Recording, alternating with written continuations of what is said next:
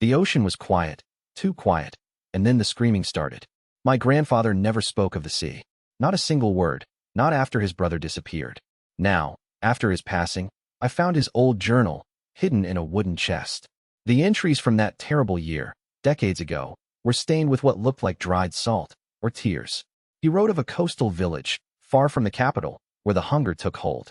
The nets came back empty, day after day. Children cried themselves to sleep. The village chief, scared of unrest, sent his enforcers. They watched the docks, sharp eyes, sharper commands.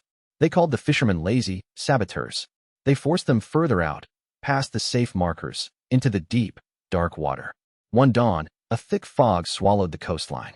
My grandfather and 3 others pushed their small boat into the gray. They heard the water part, impossibly fast. Dark shapes, bigger than any shark, moved under the hull, circling, silent. They came back with nothing. The enforcers laughed.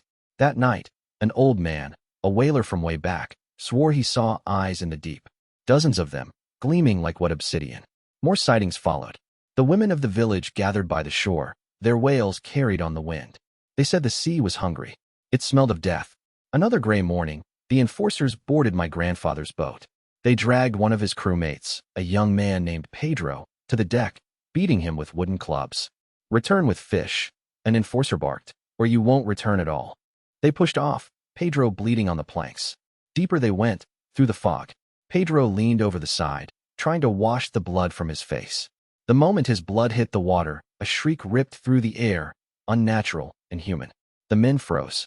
Pedro was gone, just a ripple on the surface. Then, the water exploded. Thousands of silver fish, huge, thrashing, leaping into their boat. They cast their nets.